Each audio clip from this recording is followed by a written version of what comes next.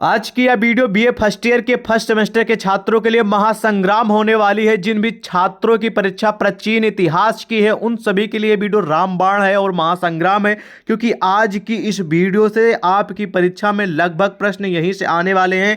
70 से 80% जो प्रश्न है आपके परीक्षा में इसी वीडियो से आएंगे 100% गारंटी के साथ। यदि आप ये वीडियो पूरा देख लेते हैं तो मैं आपको गारंटी दे रहा हूं आप अच्छे से पास हो जाएंगे, क्योंकि इस वीडियो में मैंने क्वेश्चन के साथ उसका आंसर भी इंक्लूड किया है आप सभी के कमेंट के हिसाब से। और ये वीडियो भारत के सभी विश्वविद्यालय के छात्रों के लिए महत्वपूर्ण है, जहां पर परीक्षाएं प्राचीन इतिहास की होने वाली, यानी कि इन्फेंट, ठीक है, India history archaeology and culture, ठीक है, ये है आपका सब्जेक्ट का नाम प्राचीन इतिहास, और ये है प्रश्न पत्र का नाम early civilization of India and world.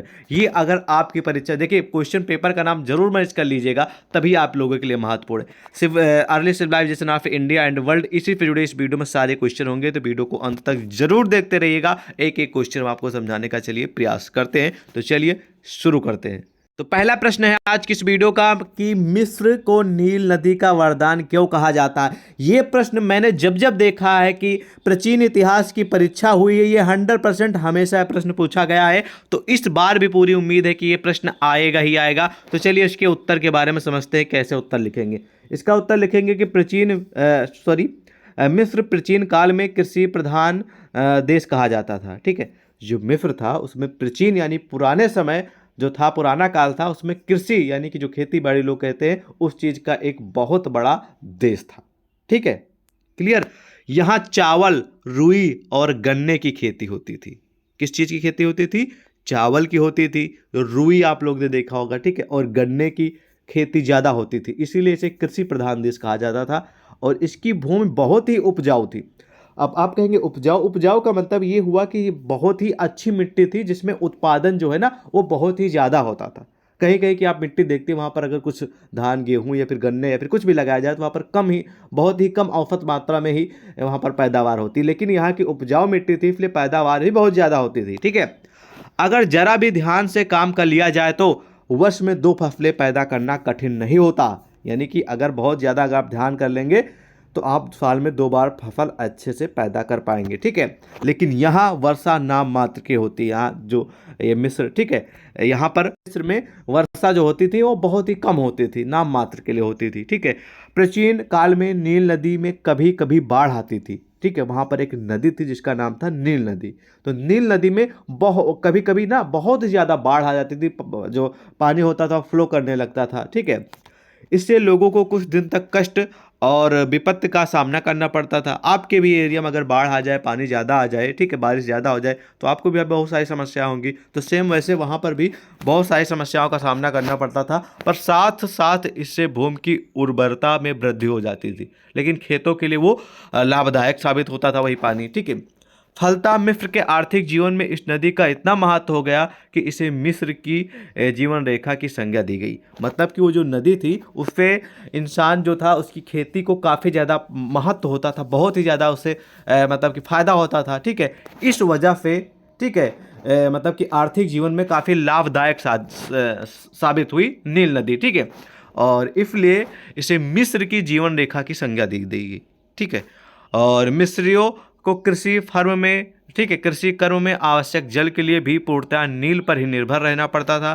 प्राचीन मिस्रवासियों के हृदय में इस नदी के प्रति असीम श्रद्धा की भावना थी तथा वे एक देवता की भांति उसकी पूजा करते थे। इसलिए इतिहास के जो पिता हैं जिसका नाम है हेरोडोटस ने मिस्र को नील नदी का वरदान कहा है। ठीक है, तो जो नील नदी थी उसकी पूजा भी की जाती थी भगवान की तरह, एक देवता की तरह। ठीक है, और इसीलिए उसको मिस्र का नील नदी का वरदान भी कहा जाता है। ठीक है, और इतिहास के पिता हेरोडेटस ये कहते हैं। तो ये बहुत ही हाई लेवल का क्वेश्चन है और इसका उत्तर मैंने आपको सिंपल भाषा में समझा दिया। आई होप आपको समझ में भी आ गया होगा और ये प्रश्न आएगा ही आएगा। ठीक है, बढ़ते हैं अगले प्रश्न की ओर। ठीक है, अगला प्रश्न भैया कह रहा कि अफरीन सैनिक व्यवस्था के बारे में आप क्या जानते हैं। तो अफरीन सैनिक व्यवस्था यानी कि अफरीन की जो फोर्स थी, जो सैनिक थे, पुलिस के, फोर्स, आर्मी के, जो भी कह लीजिए, ठीक है, उनकी व्यवस्था के बारे में क्या मामला है वो बताइए भैया।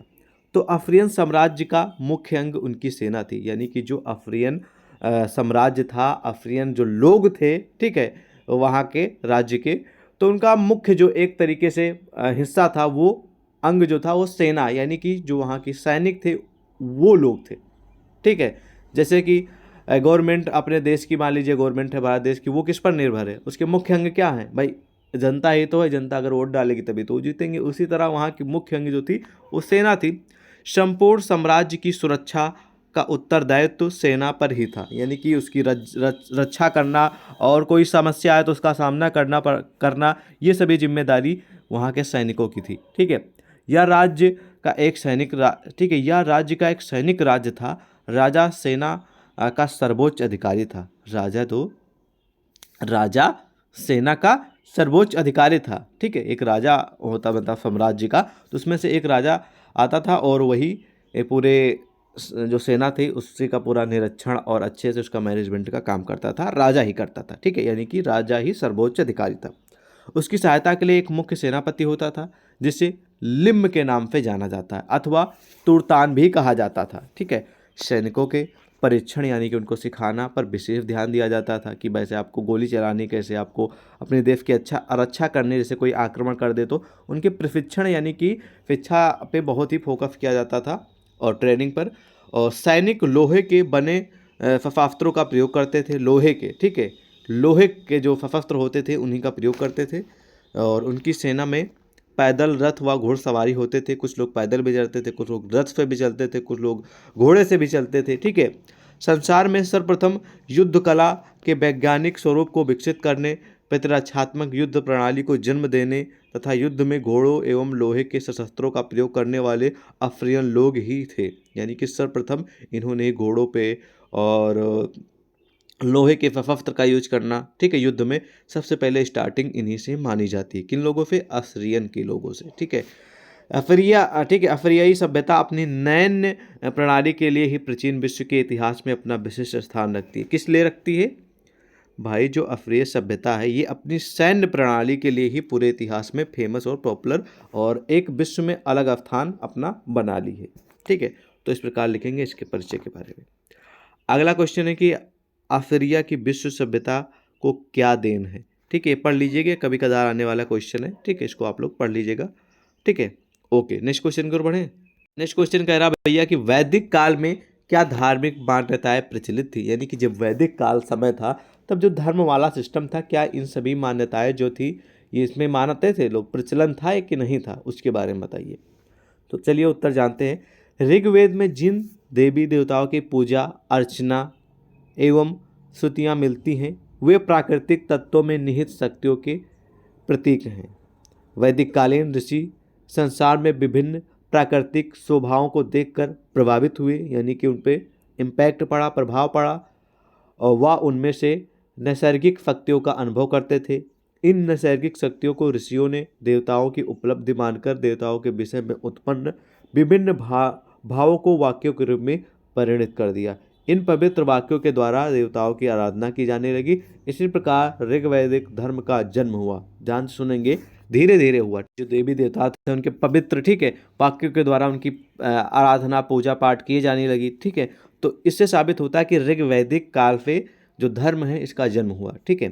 तत्कालीन समाज में यह माने जाने लगा कि तेज, शक्ति, ज्ञान व सत्य देवताओं के गुण हैं, ठीक है। तेज, शक्ति, ज्ञान और सत्य ये देवता जो होते हैं, देवी देवता, इनके गुण हैं, क्वालिटी हैं, तथा वे बुराई को समाप्त, प्रकृति के नियम को नियमित, पापी को दंड व सदाचार को पुरस्कृत करते हैं। यानी कि जो मतलब कि बुराई करता है उसको तो सर्वनाश करते हैं, उसको समाप्त करते हैं, और ठीक है, और प्रकृति के नियम को नियमित रूप से जो फॉलो करता है, ठीक है, उसको अच्छा इंसान बताया जाता है। जो पापी होता है उसको दंड भी दिया जाता है। जो सदाचारी यानी कि वो काफ़ी वाह वाह वाला बात करता है, फिर वाह वाह वाली काम कर देता है, यानी शाबाशी वाला, तो उसे पुरस्कार भी दिया जाता है, ठीक है। तो इस प्रकार लिखेंगे वैदिक काल में धर्म की जो मान्यताएं प्रचलित थी, तो ये बिल्कुल सही है। धीरे धीरे स्टार्टिंग हुई और ये ऋग्वैदिक काल से इसका जन्म हुआ था, ठीक है, धर्म का। अगला क्वेश्चन है कि उत्तर वैदिक सभ्यता किसे कहते हैं। तो उत्तर वैदिक सभ्यता के बारे में जानते हैं। ठीक है, ऋग्वैदिक युग के पश्चात के बाद में, ठीक है, के काल को उत्तर वैदिक युग कहते हैं। यानी कि ऋग्वैदिक काल के जो बाद का समय है उसे उत्तर वैदिक युग या फिर काल के नाम पे जानते हैं, ठीक है। ऋग्वैदिक काल में सिर्फ ऋग्वेद की रचना की गई थी। ऋग्वैदिक काल में सिर्फ ऋग्वेद की रचना की गई थी, किंतु उत्तर वैदिक काल में विशेष 3 वेद, जैसे कि आप लोग 4 वेद होते जानते हैं, जिसमें उत्तर वैदिक काल में 3 वेदों की मतलब की रचना हुई है, सामवेद, यजुर्वेद व अथर्ववेद। याद रखेंगे, ऋग्वैदिक युग में सिर्फ ऋग्वेद की रचना हुई, लेकिन उसके बाद उत्तर वैदिक काल आया, उसमें बाकी के 3 जो वेद हैं उनकी रचना हुई, सामवेद, यजुर्वेद और अथर्ववेद। ठीक है, याद रखेंगे, बहुत ही कॉमन क्वेश्चन है। ब्राह्मण ग्रंथों, उपनिषद एवं आरण्यकों की रचना हुई, यानी कि जो ब्राह्मण ग्रंथ थे, उपनिषद थे, ठीक है, और अन्य कुछ रचनाएं थी, उनकी रचना यानी कि वो लिखी गई। किस युग में? उत्तर वैदिक काल में। इस युग में आर्य सभ्यता सैन्य पूर्व एवं दक्षिण में फैली, यानी कि पूर्व एरिया में, दक्षिण एरिया में, इन सभी में इसकी जो प्रचलन है वो फैला। प्राचीन आर्यों का उत्तर पश्चिमी भारत अब अपेक्षित हो गया था, तथा आर्य संस्कृत का केंद्र अब कुरुक्षेत्र बन गया था। उत्तर वैदिक काल में हिमालय से विंध्याचल के मध्य एक संपूर्ण भाग आर्य को प्रभाव क्षेत्र में आ गया। उत्तर वैदिक काल में हिमालय से लेकर विंध्याचल के जो मध्य का जो भाग था वो आर्य लोग थे, उनके इम्पैक्ट में, उनके प्रभाव में अपने मतलब के क्षेत्र में आ गया था। ठीक है, उनके क्षेत्र में, आर्यों के क्षेत्र में, ठीक है, एरिया में। ओके, इस युग में आर्यों की सामाजिक, आर्थिक एवं राजनीतिक स्थिति जो थी वो ऋग्वैदिक काल की तुलना में बहुत अंतर आ गया था। ठीक है, तो इस प्रकार लिखेंगे आप उत्तर वैदिक सभ्यता या फिर उत्तर वैदिक काल के बारे में। ठीक है, चलिए अगले क्वेश्चन की ओर बढ़ते हैं। अगला क्वेश्चन कह रहा है कि भैया महाकाव्य काल की नैतिक दशा कैसी थी? तो महाकाव्य काल में नैतिक मूल्यों पर कितना बल दिया जाता है, इसका पता हमें तत्युगीन महाकाव्य रामायण एवं महाभारत से चलता है। रामायण में आदर्श समाज की स्थापना हेतु व्यक्ति के पारस्परिक संबंधों में नैतिक मूल्यों की महत्ता पर विशेष बल दिया गया है। उस समय सत्य आचरण एवं कर्तव्य पालन को अनिवार्य माना गया है, यानी कि सत्य बोलो, रिस्पेक्ट करो और अपने कर्तव्य का पालन करो, ये जरूरी था, उस समय बहुत ही अनिवार्य था। और महाभारत में कर्मयोग के सिद्धांत के पालन पर विशेष बल दिया गया है, कर्मयोग के सिद्धांत पर। ठीक है, इस युग में कर्म की महत्ता को समाज में प्रमुख स्थान दिया गया है कि भैया सबसे बड़ा जो है वो कर्म है, अगर आप अच्छा कर्म करेंगे तो उसका अच्छा परिणाम होगा। ठीक है, अतः स्पष्ट है कि इस काल में लोग आदर्शवादी थे, यानी कि आइडियल थे। ठीक है, और वे कर्तव्य पालन हेतु अपने दायित्व को दृढ़ता से निर्वाह करते थे। वो कहते थे कि हमारा कर्तव्य है, हम अपने कर्तव्य का पालन करें, उसके लिए हमें कुछ भी चीज़ का सामना करना पड़े तो हम उस चीज़ का जरूर करेंगे। ठीक है, समाज में चारों ओर वर्णों के कार्य बटे हुए थे, लोगों को किसी प्रकार का भय या डर नहीं था। व्यक्ति के पद एवं गरिमा के अनुसार उसे उचित सम्मान दिया जाता था। मान लीजिए कोई व्यक्ति है, वो राजा है तो उसको राजा वाला पद दिया जाता था, उसको उस हिसाब से रिस्पेक्ट की जाती थी। सेना है तो सेना के हिसाब से उसकी रिस्पेक्ट और उसको उस नज़रिए से देखा जाता था और उसको सम्मान किया जाता था। और उसका जो सेनापति था, ठीक है, उसको उस नज़रिए से देखा जाता था जिस नज़रिए का वो है, और उस हिसाब से उसकी गरिमा बढ़ाई जाती थी। ठीक है, और इस प्रकार तत्कालीन समाज की नैतिक दशा उच्च थी। ठीक है, इस बात को ध्यान रखेंगे, कैसी थी? तो उच्च थी। महाकाव्य काल, और इसमें महाभारत और रामायण से जुड़े क्वेश्चन आएंगे, इस बात को अभी ध्यान कर लीजिए। ये बाद में बोलिएगा कि ये आगे आपने बताया था। महाभारत और रामायण से जुड़ा क्वेश्चन 2 आएंगे परीक्षा में। ठीक है, अगले क्वेश्चन की ओर बढ़ते हैं। प्रश्न आप लोगों के समस्त प्रस्तुत है, बहुत ही हाई लेवल के हैं, हमेशा प्रश्न परीक्षा में आते हैं, तो ध्यान से सुनेंगे। सिंधु सभ्यता का विस्तार कहाँ तक था? बहुत ही महत्वपूर्ण प्रश्न है, याद रखेंगे। तो हड़प्पा संस्कृत का केंद्र स्थल पंजाब और सिंध में मुख्यतः सिंधु घाटी में था। यहीं से इसका विस्तार दक्षिणी और पूर्व की ओर हुआ। इस प्रकार हड़प्पा संस्कृत के अंतर्गत पंजाब, सिंध, बलूचिस्तान के भाग ही नहीं बल्कि गुजरात, राजस्थान, हरियाणा और पश्चिम उत्तर प्रदेश के सीमांत भाग भी सम्मिलित थे। सिंधु सभ्यता का विस्तार उत्तर में जम्मू से लेकर दक्षिण में नर्मदा के मुहाने तक और पश्चिम में बलूचिस्तान के मकरान समुद्र तट से लेकर उत्तर पूर्व में मेरठ तक था। ठीक है, इस बात को ध्यान रखेंगे। और यह समूचा क्षेत्र त्रिभुज के आकार का था। किस आकार का था?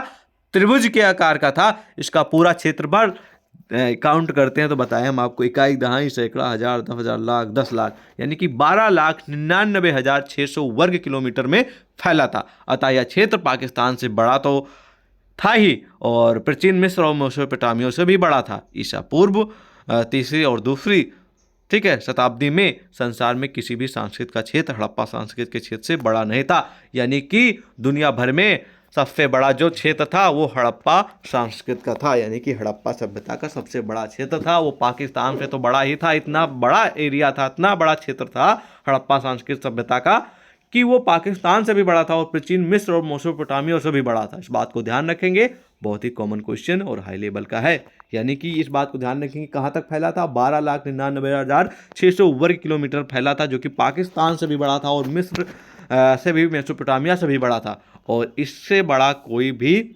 क्षेत्र नहीं था। सबसे बड़ा कौन सा क्षेत्र था बताइए आप सभी, सिंधु सभ्यता या फिर हड़प्पा संस्कृत का क्षेत्र। ठीक है, ये बहुत ही बड़ा था। चलिए नेक्स्ट क्वेश्चन देखते हैं। अगला क्वेश्चन कह रहा है कि सिंधु घाटी की सभ्यता किस प्रकार की थी। तो सिंधु घाटी की सभ्यता या हड़प्पा सभ्यता भारतीय उपमहाद्वीपों में प्रथम नगरीकरण का प्रतिनिधित्व करती थी। जनसंख्या का घनत्व, आर्थिक गतिविधियां, तकनीकी प्रगति, उन्नत व्यापार एवं वाणिज्य तथा नगरों का व्यवस्थित रूप से होना आदि शहरीकरण की विशेषताएं हैं। ठीक है, यानी कि अगर वहाँ पर अच्छा बिजनेस चल रहा है, अच्छे से लोग रह रहे हैं, अच्छा खासा फाइनेंशियल सपोर्ट है सबके पास और टेक्नोलॉजी है, तो वो नगर एक प्रकार से वो शहर हो गया। ठीक है, शहर की विशेषताओं को दिखा रहा है। ठीक है, जो हड़प्पा सभ्यता में उपस्थित थी, ये जो सब फैसिलिटी हैं ये हड़प्पा सभ्यता में उपस्थित थी। सारी चीज़ें, बिजनेस, व्यापार, उन्नत प्रगति, आर्थिक व्यवस्था, ठीक है, और हड़प्पाई नगर जाल की तरह व्यवस्थित थे जो ग्रिड प्रणाली पर आधारित है। हड़प्पा, मोहनजोदड़ो, लोथल आदि स्थल शहरीकरण का महत्वपूर्ण उदाहरण प्रस्तुत करते हैं। यानी कि हड़प्पा जो था, मोहनजोदड़ो था, लोथल था, ठीक है, ये सभी क्या थे, एक शहर की तरह थे। ये शहर के एक उदाहरण भी और सारी फैसिलिटी शहर की जैसी थी। ठीक है, चलिए इसके बारे में आपने जाना किस प्रकार की थी। ओके, बाकी डिटेल में आप पढ़ लेंगे आगे। ओके, क्वेश्चन है कि ऐतिहासिक स्रोत के रूप में हड़प्पा पुरस्थल का महत्व बताइए या पढ़ लीजिएगा। कोई इतना महत्वपूर्ण नहीं, आप लोग पढ़ लीजिएगा। हालांकि क्वेश्चन हमेशा नहीं आता, कभी कदार आता है, तो इसको पढ़ लीजिएगा। हम मोस्ट इंपॉर्टेंट क्वेश्चन की ओर बढ़ते हैं, जो नेक्स्ट बहुत ही हाई लेवल का कई बार पूछा गया है। तो चलिए, वैदिक कालीन प्रमुख नदियों का परिचय दीजिए। तो ऋग्वेद में 42 नदियों का वर्तमान में होने का उल्लेख मिलता है। यानी कि वैदिक काल में, ठीक है, तो वैदिक काल में किसकी रचना हुई है, ऋग्वेद की हुई। तो ऋग्वेद में 42 नदियों का उल्लेख मिलता है वर्तमान समय में। ठीक है, जबकि 40 अन्य नदियों के नाम से भी प्राप्त हैं। नदियों में सरस्वती और सिंधु का अनेक बार उल्लेख होता है। सरस्वती को तो नदी तमा नदियों में श्रेष्ठ भी कहा जाता है। यह नदी उस काल में समुद्र में गिरती थी। सरस्वती के साथ साथ दुष्दुति नदी के भी अनेक उल्लेख प्राप्त होते हैं। इसकी पहचान जो है आज चौतांग नदी से करते हैं, जो थानेश्वर हरियाणा के पास पूर्व में बहती है। सिंधु इस काल की सबसे महत्वपूर्ण नदी थी। ठीक है, सिंधु जो थी वो वैदिक काल की सबसे क्या थी, महत्वपूर्ण और बहुत ही पॉपुलर नदी थी, जो परावत सागर अरब सागर में गिरती है। इसके अतिरिक्त गंगा नदी एक बार प्रत्यक्ष एवं एक बार अप्रत्यक्ष उल्लेख मिलता है। यह नदी ऋग्वैदिक आर्यों की पूर्वी सीमा पर थी। साथ ही यमुना नदी का 3 बार उल्लेख मिलता है ऋग्वेद में। ठीक है, ऋग्वेद के नदी स्तुति सूक्त में सरस्वती नदी जो है इसकी स्थित यमुना एवं ठीक है, शतुर्दरी नदी के बीच पाई जाती है। तो इसमें कहा गया है कि जो सबसे श्रेष्ठ थी वो सरस्वती नदी थी, और हालांकि सिंधु नदी भी इस काल की महत्वपूर्ण नदी भी थी। ठीक है, तो यानी कि कुछ है, तो इसमें कई सारी 42 नदियों के बारे में, लेकिन 2 नदियों के बारे में ज़्यादा जिक्र किया गया है, सरस्वती नदी और सिंधु नदी, और बाकी और भी नदी है जिनके बारे में थोड़ा थोड़ा डिस्कशन किया गया है, जो कि इसमें आपको बताया गया है। तो इस प्रकार लिखेंगे इसका परिचय। आई होप आपको समझ में भी आया होगा कि भैया मुख्य नदी कितनी थी, 42 थी, जिसमें से 2 तो पॉपुलर हुई, बाकी 40 अन्य भी नदियाँ थी, जिसमें श्रेष्ठ जो थी वो आपकी सरस्वती नदी थी, और उसमें एक महत्वपूर्ण भाई सिंधु नदी भी थी। ठीक है, और आपको इसमें बताया भी गया था कि वो कहाँ से शुरू होकर कहाँ पर गिरती है। ठीक है, अरब सागर में गिरती है। ठीक है, और भी नदियों के बारे में डिस्कशन किया गया, यमुना नदी, गंगा नदी, जो कि आप लोग देख ही पा रहे हैं। तो इस प्रकार लिखेंगे इसके बारे में। बाकी और भी डिटेल आप पढ़ लीजिएगा, मेन पॉइंट हम आपको बता दिए हैं, क्योंकि वीडियो ज़्यादा लंबी ना हो इसलिए हम आपको शॉर्ट भाषा में प्रोवाइड करा रहे हैं। बाकी इंपॉर्टेंट क्वेश्चन आप पढ़ लेंगे, उत्तर आप लोगों के समझ प्रस्तुत भी है। और अगला क्वेश्चन है कि भैया वैदिक कालीन राजनीतिक संस्थाओं का परिचय दीजिए। ठीक है, ये क्वेश्चन हमेशा नहीं आता है, कभी कदार आता है, तो आप इसको पढ़ लीजिएगा। ठीक है, हाई लेवल का क्वेश्चन है। ठीक है, ज़्यादा समय ना होने के कारण ज़्यादा डिस्कशन नहीं करेंगे और महत्वपूर्ण प्रश्न है, आप लोग इसको जरूर तैयार करके जाइएगा। ठीक है, अगला क्वेश्चन है भैया कि पिरामिड के विषय में आप क्या जानते हैं। हाई लेवल का क्वेश्चन है, परीक्षा में कई बार रिपीटेड है, तो ध्यान से सुनेंगे। ठीक है, गीजा के पिरामिड मिस्री कला की अमूल्य निधि है। यहाँ के एक पिरामिड की ऊंचाई कितनी है? 480 फीट है एक पिरामिड की ऊंचाई, और इसकी भुजा जो है वो 775 फुट लंबी है। यह 13 एकड़ भूमि में बना है। इसमें 2.5 टन भार के 23 लाख पाषाण खंड लगे हैं। ये इतनी चतुरता और इतनी ही मतलब कि दिमाग से जोड़े गए हैं कि कहीं कहीं तो जोड़ की चौड़ाई 1 इंच के 1000वें भाग से भी कम है। यानी कि इतनी ही मतलब माइंड के साथ, इतनी टेक्नोलॉजी के साथ, इतनी चतुरता के साथ वो जोड़ा गया है कि उसमें कोई बता नहीं पाएगा कि यहाँ पर जोड़ भी है। और डॉक्टर गोयल के मतानुसार आधुनिक युग के बहुत कम कारीगरों में ऐसी भवन बनाने योग्य दक्षता है। हेरोडोटस के अनुसार गीजा के विशाल पिरामिड को 1 लाख व्यक्तियों ने 20 साल में बनाया था। हेरोडोटस जो कि प्रमुख ठीक है इतिहासकार है, और इन्होंने बताया है कि इस पिरामिड को बनाने में 1 लाख व्यक्ति लगे थे, 1 लाख। ठीक है, और उसमें 20 साल भी लग गया था। ठीक है, तो इस प्रकार लिखेंगे। ठीक है, गीजा के पिरामिड के बारे में। ओके, चलिए नेक्स्ट क्वेश्चन देखते हैं। अगला प्रश्न है कि खानाटन, ये कोई इतना महत्वपूर्ण है इसलिए क्वेश्चन को इग्नोर करेंगे। मिस नदी के बारे में आपको बता ही चुका हूँ भी। ठीक है, इसको वही क्वेश्चन है। गीजा क्यों प्रसिद्ध है, अभी मैंने आपको बता भी दिया है। ठीक है, गीजा क्यों प्रसिद्ध है भाई, उसमें पूरी जानकारी ऊपर आपको क्वेश्चन में दी गई है। ठीक है, उसमें 23 लाख चट्टान पत्थर की चट्टानें लगी हैं, और कितना लंबा कितना चौड़ा सब पूरी जानकारी बताई, कितने लोगों ने बताया। देखो गीजा के बारे में यहाँ पर बात हो रही है, पिरामिड के बारे में आप क्या जानते हैं, ये वही क्वेश्चन है। ठीक है, तो आप लोग वहाँ से भी देख सकते हैं, यहाँ पे भी देख सकते हैं। ठीक है, अगला क्वेश्चन सिक्कों के बारे में जानते हैं कि वैदिक युगीन सिक्के के बारे में थोड़ा परिचय। ठीक है, तो उत्तर वैदिक युग में मुद्राओं यानी कि सिक्के के अस्तित्व का उल्लेख नहीं मिलता है, परंतु निष्क, शतमान, पाद और कृष्णल का उल्लेख अवश्य मिला है। निष्क का उल्लेख पंचविंश ब्राह्मण में मिलता है। शतमान दक्षिणा के रूप में सुवर्ण का उल्लेख है, और कृष्णल रति को कहते हैं। पाद का उल्लेख दान का प्रसंग में मिलता है। तो इस प्रकार लिखेंगे वैदिक कालीन युगीन सिक्के के बारे में। ठीक है, अगला क्वेश्चन प्रस्तुत है कि भैया ठीक है, स्फिंक्स किसे कहते हैं, पढ़ लीजिएगा। कभी कदार आता हम्बुराबी, बहुत ही टॉप लेवल का क्वेश्चन, इसके बारे में तो जरूर हम आपको बताएंगे। ये हाई लेवल का हमेशा आता है। ठीक है, इसका उत्तर लिखेंगे कि एमोराइट वंश का छठा शासक हम्बुराबी था। उसने लगभग 42 वर्षों यानी कि 2123 ईसा पूर्व से 2081 ईसा पूर्व तक शासन किया। ईसा पूर्व हमेशा उल्टा चलता है, इस बात को ध्यान रखेंगे। ठीक है, इसीलिए यहाँ पर 2100 से 2000 आया है। ठीक है, और वह अपने युग का एक महान विजेता और महान शासक था। उसने अपने पराक्रम और सैन्य बल से मेसोपोटामिया का एकीकरण किया, यानी कि एकजुट किया एक तरीके से। ठीक है, एकीकरण किया। इसके बाद उसने एलम तथा आसीरिया के शक्तिशाली राज्यों को जीतकर अपने साम्राज्य का विस्तार किया। वह एक कुशल शासक और संगठनकर्ता भी था। यानी कि हम्बुराबा जो ये हम्बुराबी और हम्बुराबा कभी कभी आ जाता है, या फिर राबी, वो एमोराइट वंश का छठा शासक यानी कि राजा था, और 42 वर्ष तक उसने राज किया। वो अपने युग का बहुत ही महान विजेता था, यानी कि जहाँ पर आक्रमण करता था उस पर वहाँ पर जीत हासिल कर कर ही लौटता था। ठीक है, बहुत सारे एरिया थे, जैसे कि आफेरिया था, मेसोपोटामिया था। ठीक है, और भी बहुत सारे सम्राट थे जिन पे उसने अपना लड़ाई करके जीत कर उसको अपने साम्राज्य में मिला लिया, और एक कुशल और महान शासक था, और संगठन करने के मालूम भी बहुत उसको अच्छा नॉलेज था। तो इस प्रकार लिखेंगे हम्बुराबी के बारे में। चीन की दीवार के बारे में आप क्या जानते हैं, भी हाई लेवल का क्वेश्चन है। ठीक है, तो चीन की उत्तर पश्चिमी सीमा पर हुणों के आक्रमणों में रक्षा करने के लिए सी हुआंगटी ने यह दीवार बनवाई थी। किसने बनवाई थी? सी हुआंगटी ने यह दीवार बनवाई थी। किस चीज़ के लिए बनवाई थी? चीन की उत्तर पश्चिमी सीमा पर हुणों के आक्रमण से रक्षा करने के लिए ये दीवार बनाई गई थी, चीन की दीवार, जो कि आज आप लोग फेमस है, आप जानते हैं। ठीक है, और यह 1500 मील लंबी है। ये कितनी लंबी है? 1500 मील लंबी है, 20 फीट चौड़ी है तथा 22 फीट ऊंची थी। इसमें 20,000 गुम्बदें, 23,000 स्तंभ और 10,000 सुरक्षा चौकियां बनाई हुई थी। यह दीवार 10 वर्ष में बनकर तैयार हुई थी। इस पर अंकित शब्द इस प्रकार हैं। ठीक है, स्वर्ग के नीचे यह सबसे बड़ी सैनिक रोक है। ठीक है, यानी कि ये आप लोग सुने नहीं कि दुनिया मतलब कि दुनिया भर की विश्व भर की सबसे बड़ी दीवार कौन है? तो चीन की दीवार वही है, ठीक है। ये बहुत महत्वपूर्ण प्रश्न है।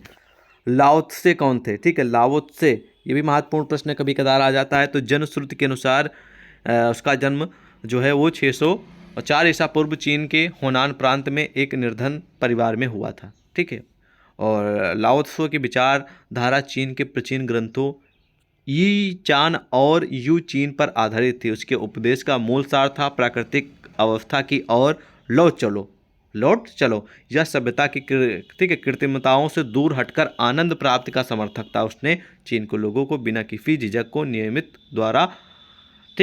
द्वारा निर्धारित मार्ग पर चलने को कहा कि भाई सही रास्ते पे चलिए ताकि आपको समस्याएं ना आए। तो इस प्रकार लिखेंगे। दुंगी भी कभी कदार क्वेश्चन आ जाता है, इसके बारे में पढ़ लेंगे। मेसोपोटामिया बहुत ही हाई लेवल का क्वेश्चन है जिसको वो आपको तैयार करके जाना है, ठीक है। और मेसोपोटामिया जिसे 1918 ईस्वी में इराक की संज्ञा दी गई, दक्षिण पश्चिम एशिया का दजला, फरात और उसका सहायक नदियों द्वारा सिंचित भू क्षेत्र है। मेसोपोटामिया शब्द दो नदियों के मध्य के प्रदेश से अभिप्रेत है जिसमें दजला और फरात नदी की संपूर्ण घाटी, ठीक है, समाविष्ट है। मेसोपोटामिया जो है वो शब्द यूनानी मेसोस एवं पोटामस शब्द के योग से बना है, ठीक है। तो इस बात को ध्यान रखेंगे, महत्वपूर्ण प्रश्न है। ओके, क्वेश्चन आपको लोथल से जुड़ा क्वेश्चन आएगा, इस बात को ध्यान रखेंगे। लोथल से जुड़ा क्वेश्चन तैयार कर लीजिएगा, ठीक है। गिलगामेश महाकाव्य इग्नोर कर दीजिएगा। हेरोडेटस बहुत ही महत्वपूर्ण क्वेश्चन है, लगातार परीक्षा में कई बार पूछा गया। असुरबनिपाल ये भी कभी कदार आ जाता। फराओं के ऊपर से देवी हाई लेवल का क्वेश्चन है, उत्तर आपके समझ से तैयार कर लीजिए। समय की ज़्यादा देरी हो रही इसलिए हम आंसर आपको एक्सप्लेन नहीं कर पाएंगे, आप पढ़ लीजिएगा, सिंपल भाषा में उत्तर है, कोई हार्ड लेवल का नहीं है, ठीक है, लेकिन महत्वपूर्ण एग्जाम के लिए, ठीक है। चलिए नेक्स्ट क्वेश्चन आपको दिखा देते हैं। संस्कृत के निर्माता कौन थे? ये भी क्वेश्चन महत्वपूर्ण है। लेखन कला की प्राचीनता कभी कदार आता। शतमान क्या था? इसको भी आप इग्नोर भी कर सकते हैं, पढ़ भी सकते हैं। हाई लेवल का क्वेश्चन अभिलेखों के प्रकार, ये क्वेश्चन हाई लेवल का 100% उम्मीद है आने की, आएगा ही आएगा। सिंधु घाटी के धर्म पर संक्षिप्त टिप्पणी लिखी, ये भी क्वेश्चन महत्वपूर्ण है, आएगा परीक्षा में, ठीक है। कालीन राजा की स्थिति, ये भी एग्जाम में कई बार रिपीटेड क्वेश्चन है। वैदिक कालीन शिक्षा और राजा की स्थिति तैयार कर लीजिएगा। मोहनजोदड़ो से जुड़ा क्वेश्चन आएगा ही आएगा, मैंने आपको बता दिया। ये क्वेश्चन इग्नोर कर दीजिएगा, कोई खास नहीं है, ठीक है। ओके, इस प्रकार के क्वेश्चन परीक्षा में देखने को मिलेंगे। ये पूरी की पूरी PDF है, वो मैं आपको क्वेश्चन आंसर की व्हाट्सएप पे प्रोवाइड करा दूंगा। लेकिन जो भी छात्र हमें मैसेज करेंगे, लिंक वीडियो के डिस्क्रिप्शन मिल जाएगा व्हाट्सएप ग्रुप का।